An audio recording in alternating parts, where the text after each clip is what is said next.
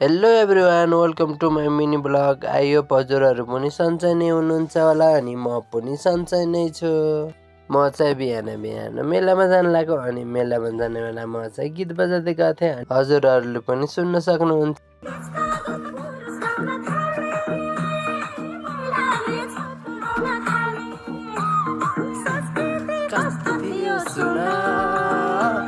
तर अब गीत सुन्ने भन्दा पहिला चाहिँ म चाहिँ नास्ता खानेतर्फ लागेँ। नास्तामा चाहिँ म चिया अनि कोदाको रोटी थियो।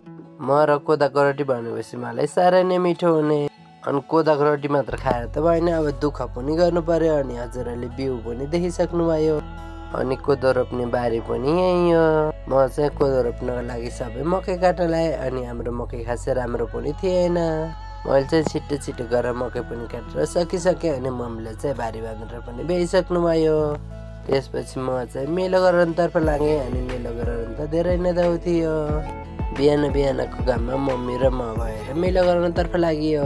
रोटी खानलाई मात्र मिठो भएर त भएन अनि खानको लागि दुःख पनि गर्नु नै पर्यो। अनि त्यही भएर मम्मी र म चाहिँ मेलो गराउँदै अनि मेलो गराउँदा गराउँदै आज धेरै नै दाउ भएको थियो।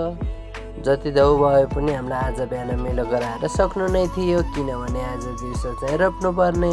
हजुरहरूको घरतिर कोदो रोप्ने चलन छ कि नै त्यो चाहिँ कमेन्ट गर्नु होला। सायद कतिपयलाई त कोदो भन्ने के हो थाहा पनि छैन होला। दुईजना यता बसेको कारणले ढिला हुन्छ भनेर म चाहिँ मेलो खन्नतर्फ लागेँ। बिहान बिहानको घाममा मेलो खन्न त धेरै नै दुःख गरेपछि नै सुख आउँछ भन्ने चाहिँ मैले सुनेको थिएँ। अनि तर सुख चाहिँ कहिले आउने थाहा नै छैन। त्यसपछि अबेला पनि भइसक्यो अनि हामीलाई आधी मेलो चाहिँ खनेर सकिसक्यो।